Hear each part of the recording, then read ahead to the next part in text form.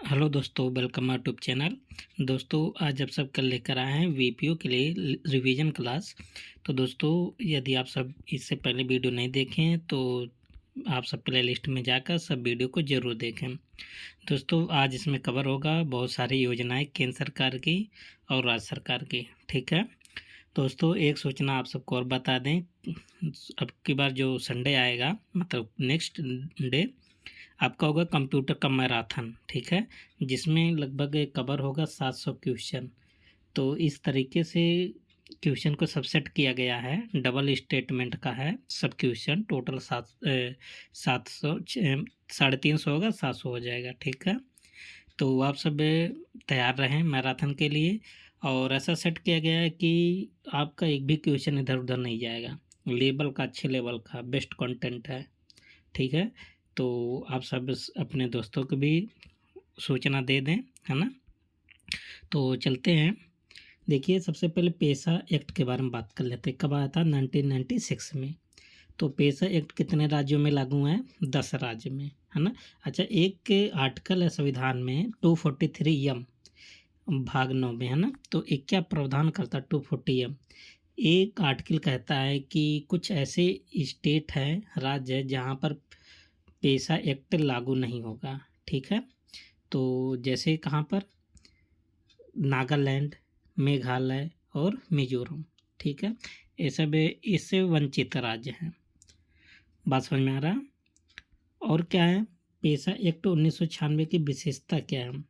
इसमें छोटे स्तर पर खनिज की नीलामी के लिए अनुशंसा किया जाता है। किससे? ग्राम सभा से।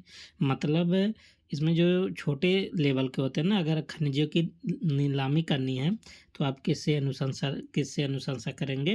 ग्राम सभा से। ठीक है, तो आप कह सकते हैं ग्राम सभा के पास ये पावर होती है पेशा एक्ट में।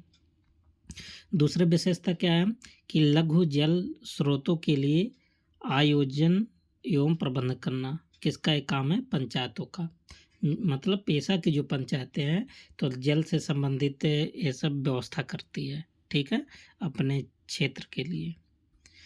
अगला क्या है विशेषता कि यदि एसटी का प्रतिनिधित्व मध्य स्तर या जिला स्तर पर नहीं होता है तो सरकार खुद नामित कर सकता है किसी व्यक्ति को। ठीक है, लेकिन ये निर्वाचित सदस्यों की संख्या का 1/10 से अधिक नहीं होगा। तो ये जो विशेषता ना, बहुत इम्पोर्टेंट, तीसरा वाला याद कर लीजिए। यही कभी पूछ लेगा कि जो सरकार जो खुद नामित करता है उसकी संख्या कितनी होगा? निर्वाचित सदस्यों की संख्या से 1/10 से ज़्यादा नहीं होगा। ठीक है, बहुत इम्पोर्टेंट है। आगे देखिए, एक योजना है उसका जिक्र कर लेते हैं। सघन मत्स्य के लिए एरिएशन सिस्टम, है ना, लागू कब से है? 2024-25 से, है ना। और सभी जनपदों पर लागू है उत्तर प्रदेश के। अब देखिए, इसके दो पार्ट है। एक तो 0.5 हेक्टेयर के लिए, एक तो 1 हेक्टेयर के लिए, है ना। और दोनों दोनों जैसा तालाब होगा, लेकिन माप इसका अलग अलग है ना। एक हेक्टेयर के लिए पैमाना एक है, 0.5 हेक्टेयर के लिए। इसमें क्या 0.5 हेक्टेयर में कि 2 एचपी का एक एयर रेटर लगेगा। कितने एचपी का? 2। और यहाँ पर कितना एयर लगेगा? एयर रेटर लगेगा 2। ये तालाबों में लगेगा। ठीक है, और इसका एक शर्त है। शर्त क्या है कि मत्स्य उत्पादकता कितनी होनी चाहिए? 2 टन प्रति हेक्टेयर होनी चाहिए। और इसका जो मेन हेड होगा ना, महिला मत्स्य पालक होगा। ठीक है, तो इसमें सरकार द्वारा अनुदान भी दिया जाता है। ठीक है, आगे देखिए क्या है। नेक्स्ट योजना कुसुम योजना। ठीक है, बहुत इंपॉर्टेंट है आपके लिए कुसुम, प्रधानमंत्री कुसुम योजना। शुरू हुआ था 2019 में। ठीक है, इसका जो फुल फॉर्म है प्रधानमंत्री किसान ऊर्जा सुरक्षा एवं उत्थान महाअभियान। बहुत इंपॉर्टेंट है। इसका लक्ष्य क्या है? 2026 तक 34.8 गीगावाट की सौर क्षमता को विकसित करना। ये याद कर लेना। ठीक है, 34.8 गीगावाट। इसमें जो वित्तीय सहायता दिया गया है कितना? 34,422 करोड़ रुपया दिया गया है। ठीक है, और इसके 3 घटक है। कुसुम योजना के पूछ लिया जाएगा कितने घटक हैं, तो आप बताएंगे 3। कौन कौन सा? किसान अपनी खेत में 10,000 मेगावाट तक सौर ऊर्जा को अपने खेत में लगा सकेंगे, पहला घटक। दूसरा क्या है कि 14 लाख एकल सौर कृषि पंप की स्थापना होगा। कितना होगा? 14 लाख। डाटा याद कर लेना। और तीसरा घटक क्या है? सौरीकरण सहित 35 लाख ग्रिड से जुड़े किसान पंपों का सौरीकरण किया जाएगा। ठीक है, ये 3 घटक थे। और उत्तर प्रदेश में क्या योगदान था कुसुम योजना का? 2000 जुलाई 2024 तक इसमें कुल 51,097 किसान लाभार्थी हुए, मतलब शामिल हो गए। ये डाटा है जुलाई 2024 तक। ठीक है, और कौन सा मिनिस्टर इसमें मंत्रालय काम करता है? Ministry of renewable energy. ठीक है, अच्छा। और इसमें जो 2024-25 का बजट था, आप सब बजट नया वाला देख लीजिए, है ना। आप सब प्लेलिस्ट में जाइए, वहाँ पर सब है। केंद्र सरकार की भी बजट है और राज्य सरकार की भी। और सब टेलीग्राम से जुड़ जाइए, वहाँ पर आप देखिए पूरा बजट केंद्र सरकार का सब केवल डाटा शेयर किया गया है, मतलब कौन सी योजना पर कितना दिया गया है ना। ऊपर आप होम पेज पर जाएंगे, लिंक होगा। अगला जो योजना है मुख्यमंत्री खेत सुरक्षा योजना, एक कब शुरू हुआ था? जुलाई 2023 में। इसके लिए 24-25 में बजट कितना था? 50 करोड़ का। ठीक है, तो 24-25 का है, आप सब 25-26 का याद कर लीजिएगा। नेक्स्ट योजना बहुत इंपॉर्टेंट योजना है, मुख्यमंत्री प्रगतिशील पशुपालक प्रोत्साहन योजना। इसका एक कभी योजना शुरू हुआ था 2024 में, मुख्यमंत्री प्रगतिशील पशुपालक प्रोत्साहन योजना। इसका उद्देश्य क्या था कि उच्च गुणवत्ता एवं उत्पादकता वाली स्वदेशी नस्ल की गायों को पालना। ठीक है, और ये सभी जिलों में लागू है। और इसमें कौन कौन सा गाय शामिल है? साहिवाल, गिर, गंगातीरी, थारपाकर और हरियाणा वाली नस्ल की गाय इसमें शामिल है। ठीक है, और इसमें पुरस्कार दिया जाता है सरकार के द्वारा, जिसमें 10,000 से 15,000 रुपये तक के इनाम दिया जाता है। ठीक है, याद कर लीजिए। और इसके लिए योग्यता क्या होनी चाहिए? हम पात्रता क्या होनी चाहिए? सबसे पहले उत्तर प्रदेश का निवासी होना चाहिए, उसकी एज 18 साल होनी चाहिए, और 45 दिन के अंदर आवेदन करना होगा। कब के? बच्चा करने से पहले, मतलब जानवर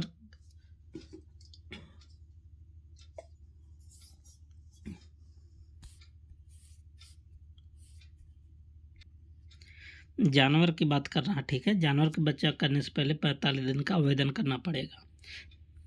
आगे है, देखिए बहुत इंपॉर्टेंट योजना है, उत्तर प्रदेश मातृभूमि योजना। इसके लिए शासनादेश कब आया था? 2021 में। अच्छा, देखिए 2 पार्ट में चालू है, एक तो ग्रामीण के लिए, एक तो शहरी के लिए। ठीक है, तो ग्रामीण के लिए कब से शुरू हुआ था? 2021 में। अभी शहरों के लिए कब चालू किया था? 2023 में। ठीक है, ये भी बताएंगे। तो इसमें जो राशि है ना, 60:40 का है, मतलब 40 हिस्सा इसमें सरकार देगा और 40 हिस्सा आप सबका रहेगा। इसमें क्या है, इसका उद्देश्य क्या है? जैसे मान लेते हैं कोई अगर व्यक्ति हो जो शहरों में रह रहा, विदेश में रह रहा ना, उसके पास धन बहुत ज़्यादा हो, तो वो अगर अपने गांव का विकास करना चाहता है ना, तो कर सकता है। इसमें सरकार भी हेल्प करेगा। जैसे अगर कोई बारात घर बनवाना है तो गांव में बारात घर बनवा सकता है ना, और स्टेडियम बनवाना है, जिम बनवाना है, ये सब सुविधाएं कर सकता है, और उसका नाम भी अपने पूर्वजों के नाम पर भी रख सकता है। ठीक है, इसमें सरकार भी हेल्प करेगी और आपका नाम भी होगा, आपके पूर्वजों का भी नाम होगा ना। तो ये योजना किस नाम से जाना जाता है? उत्तर प्रदेश मातृभूमि योजना। ठीक है, और इस योजना का जो प्रभावी क्रियान्वयन होगा, एक समिति बनाया जाएगा, उत्तर प्रदेश मातृभूमि सोसाइटी, है ना, जिसका अध्यक्ष कौन होगा? मुख्यमंत्री होगा। ठीक है, उपाध्यक्ष कौन सा होगा? आप सब कमेंट बॉक्स में जरूर लिखिएगा। ठीक है, और आगे क्या है, एक बहुत महत्वपूर्ण योजना है, राष्ट्रीय सामाजिक सहायता कार्यक्रम, है ना, NSAP। कब शुरू हुआ था? 15 अगस्त 1995 में। एक केंद्र प्रायोजित योजना है। सबसे बड़ी जो बात है ना, इसमें बहुत सारे 5-6 योजना शामिल हैं और आपसे ऐसे पूछ लिया जाएगा एक योजना किसका घटक है, तो आप सबको याद होनी चाहिए। जैसे इंदिरा गांधी राष्ट्रीय वृद्धावस्था पेंशन योजना, इंदिरा गांधी राष्ट्रीय विधवा पेंशन योजना, इंदिरा गांधी राष्ट्रीय विकलांग पेंशन योजना और अन्नपूर्णा योजना और राष्ट्रीय परिवार लाभ योजना। तो ये जो 5 योजना ना किसका घटक है, NSAP का, मतलब राष्ट्रीय सामाजिक सहायता कार्यक्रम का। ठीक है। और एक देखिए स्कीम था यूपी स्वान 2.0। यूपी स्वान का पूरा नाम क्या है, उत्तर Pradesh state wide area network, है ना। अब कंप्यूटर में पढ़ते हैं ना एरिया वाइड, जैसे लैन मैन वैन, तो ऐसे भी है। देखिए यूपी से उत्तर प्रदेश, स्टेट W से वैन wide, A for area, N for network 2.0।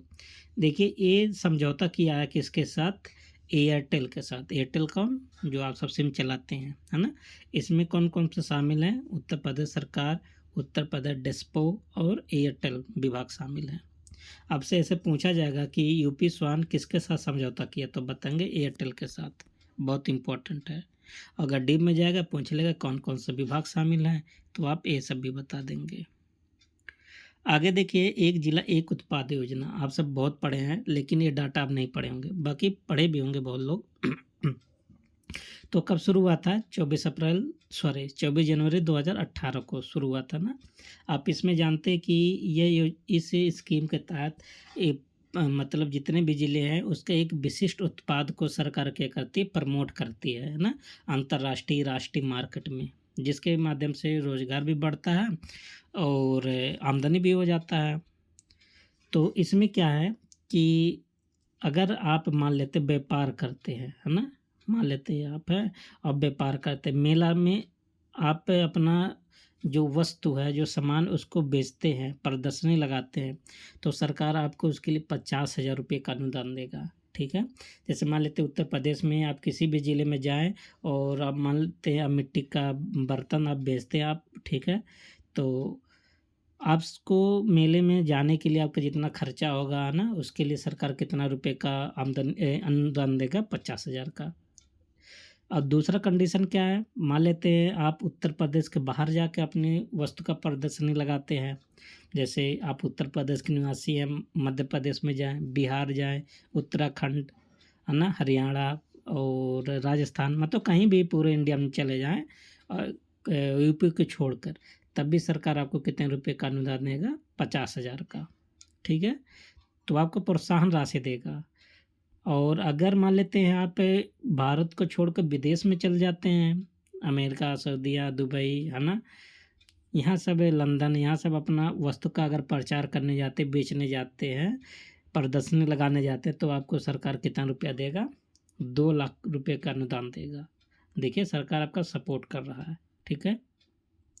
तीसरा कंडीशन है, यदि आप ऑनलाइन के माध्यम से बेचते हैं तब भी सरकार आपको प्रोत्साहन रुपया देता है। तब कितना रुपया देगा, 10,000 का।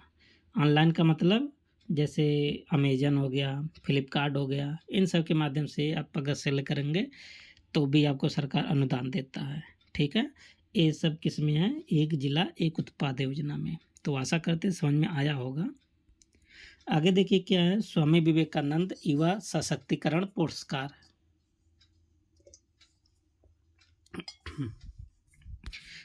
ये योजना क्या है, इसमें जो है सबसे पहले 2021 में शुरू हुआ था। ठीक है। और लखनऊ से शुरू हुआ था, इकाना गार्डन से, स्टेडियम से। ठीक। इसमें छात्र और छात्राओं को मोबाइल टैबलेट दिया जाता है। ठीक है। और इसमें टैबलेट पाते हैं। और इसके कार्यान्वयन करने के लिए एजेंसी कौन सा है, Uttar Pradesh development system corporate limited. ठीक है। और 2024-25 में 4,000 करोड़ का बजट भी रखा गया था और 25 लाख वितरण भी किया गया था। ठीक है। तो खाली आप इतना जानते रहिए कि स्वामी विवेकानंद युवा सशक्तिकरण योजना में क्या होता है। तो इसमें लैपटॉप, टैबलेट, मोबाइल दिया जाता है। ठीक। आगे देखिए एक योजना, मुख्यमंत्री कृषक वृद्ध धन योजना। इसमें क्या होता है कि इसमें पेड़ लगाया जाता है ना, 200 पौधे लगाकर उसका संरक्षण किया जाता है। ठीक, उसके बाद 3 वर्ष के बाद 50,000 रुपये की प्रोत्साहन राशि दी जाती है। ठीक है, आगे क्या देखिए, जन्म मृत्यु प्रमाण पत्र के लिए कितना रुपया लगता है? 5 रुपये लगता है। इसके अंतर्गत परिवार रजिस्टर भी आता है और राशन कार्ड भी शामिल है। ठीक है, अगर आप बनवाना चाहते हैं तो आप बनवा सकते हैं। आगे देखिए, एक मोबाइल ऐप है ना, रिश्ता मोबाइल ऐप, RISHTA, है ना, आजीविका मिशन के द्वारा ये संचालित किया जाता है और BC सखी की सभी रिपोर्ट इसमें दर्ज किया जाता है। और इसका उपयोग कौन कौन करेगा? BC सखी बहनें जो हैं उसको इसका यूज करेंगे, स्वयं सहायता समूह वाले इसका यूज करेंगे ना, ग्राम संगठन और क्लस्टर के सदस्य इसका यूज करेंगे। ठीक है, जितने भी एक क्यों आता है एप्लीकेशन, ताकि निगरानी बना रहे, पारदर्शिता बना रहे। ठीक है, तो देखिए, मोबाइल ऐप को लाने का मतलब ये आपको पता होना चाहिए कि रिश्ता मोबाइल ऐप किससे संबंधित है। तो अगर पेपर में आएगा तो आप सब समझ जाएंगे। अब देखिए, प्रधान को मानदेय कितना मिलता है, भत्ता कितना मिलता है? 5,000 रुपया पर मंथ मिलता है। और अनुसांगिक व्यय का मतलब जैसे वह साल भर कहाँ आता है, मीटिंग में आता है, मीटिंग में जाता है, इधर उधर, मतलब जो भी सरकारी काम काज से संबंधित इधर उधर भ्रमण करता है, उसके लिए कितना रुपया दिया जाता है? 15,000। ठीक है, और प्रधान को आकस्मिक खर्च कितना दिया जाता है? 5,000। आकस्मिक खर्च मतलब जैसे उसके ग्राम सभा में, ग्राम पंचायत में कोई मर गया गरीब, है ना, तो उसको 5,000 रुपया दे सकता है ना, या अन्य कोई भी काम है तो भी दे सकता है। आगे देखिए, उत्तर प्रदेश कन्या विवाह सहायता योजना, है ना, तो 2024-25 में पंजीकृत श्रमिक की 2 पुत्रियों को इसको दिया जाएगा। ठीक है, इसमें कंडीशन था कि स्वजाति विवाह करने पर 55,000 रुपया देता है सरकार, और अंतर जाति विवाह करने पर 61,000। ठीक है, और कुल लाभार्थी इतना थे। और इसमें शर्त है, वर की एज 21 वर्ष होनी चाहिए और वधु की एज कितनी होनी चाहिए, मतलब लड़की की एज 18 वर्ष, 18-21, है ना, और श्रमिक का जो पंजीकरण है 100 दिन पहले करना चाहिए। ठीक है, अब देखिए, कुछ यहाँ से फैक्ट है कि उत्तर प्रदेश में कृषि विभाग की स्थापना कब हुआ था? 1875 में। और कृषि विभाग की को भूलेख विभाग से कब जोड़ा गया था? 1880 में। और कृषि विभाग स्वतंत्र विभाग कब बना था? 1 दिसंबर 1919 को। बहुत इंपॉर्टेंट है, यहाँ से डायरेक्ट क्वेश्चन पूछ लिया जाता है। आगे देखिए, सिटीज 2.0 मंजूरी कब मिला था इसको? 2023 में। ये कहाँ शुरू हुआ था? बरेली के 80 वार्डों में इसको शुरू किया गया था। सिटीज का मतलब city investment to innovative integrated and sustain, है ना, तो एक किस मंत्रालय के द्वारा शुरू किया गया है? आवास एवं शहरी कार्य मंत्रालय के द्वारा। 4 वर्ष के लिए शुरू किया गया था 2024-25 में 140 करोड़ के बजट के साथ। ठीक है, और इसमें कितने घटक शामिल हैं? 3। अपशिष्ट प्रबंध पर इसमें ध्यान दिया जाएगा, और जलवायु कार्रवाई के लिए सहायता। ठीक, और शहरों और कस्बों में समर्थन मतलब उसका देख रेख किया जाएगा। ठीक है, ये कुल मिला के शहरों के विकास से संबंधित है। ठीक है, उच्च स्तरीय। बहुत इंपॉर्टेंट योजना उस्ताद योजना कब शुरू हुआ था? 2015 में। कौन सा मंत्रालय है? अल्पसंख्यक कार्य मंत्रालय। तो उस्ताद का पूरा नाम क्या इसमें? Upgrading the skill and training and traditional art craft for development. बहुत इंपॉर्टेंट है ना, अल्पसंख्यक विभाग की योजना है, इसलिए बहुत इंपॉर्टेंट हो जाता है। और उत्तर प्रदेश में कहाँ से को शुरू किया था? बनारस से, वाराणसी से उस्ताद योजना। देखिए, कुछ पत्रिका का यहाँ जिक्र कर लेते हैं, आज बहुत इंपॉर्टेंट है। शिव प्रसाद गुप्ता जी का है, और कहाँ से होता था इसका प्रकाशन? वाराणसी से। इंडिपेंडेंट मोतीलाल नेहरू का है, प्रयागराज से संबंधित है। और भविष्य सुंदरलाल का है पत्रिका है, और ये भी कहाँ संबंधित है? प्रयागराज से। हिंद केसरी किसका है? गंगा प्रसाद गुप्ता का। ये भी कहाँ से होता था? वाराणसी से होता था। ठीक है, देखिए, बहुत इंपॉर्टेंट पत्रिका है। आगे देखिए, कुछ डैम है। गुंटा बांध परियोजना किस जिले में? चित्रकूट जिले में। और मिर्ज़ापुर से कुछ देख लेते हैं। मेजा जलाशय है, जिरगो जलाशय और दवा जलाशय। बहुत इंपॉर्टेंट तीनों जलाशय हैं। कहाँ पर है? मिर्ज़ापुर जिले में है। ठीक है। और देखिए एक क्वेश्चन है कंप्यूटर से, आगे नेक्स्ट वीडियो में आएगा भी। गोफर क्या होता है? विभिन्न सूचनाओं का एकत्रीकरण करता है गोफर, है ना। और ये एप्लीकेशन लेयर प्रोटोकॉल पर काम करता है। बहुत इंपॉर्टेंट पूछा जाता है। आगे देख लीजिए, उत्तर प्रदेश में एनटीपीसी द्वारा संचालित कुल कितने संयंत्र हैं, है ना। तो सिंगरौली जो संयंत्र है ना, ये भी एनटीपीसी के द्वारा होता है। कहाँ पर है? सोनभद्र में, कोयला पर आधारित है। और रियंद भी एनटीपीसी के द्वारा संचालित है, सोनभद्र में है, कोयला आधारित है। और दादरी ये गौतम बुद्ध नगर में है। ये दोनों पर कोयला और गैस दोनों पर आधारित है, ध्यान देना। और ऊंचाहार कहाँ पर है? रायबरेली में, ये भी कोयला पर आधारित है। और टांडा कहाँ पर है? अंबेडकर नगर पर, ये भी कोयला पर आधारित।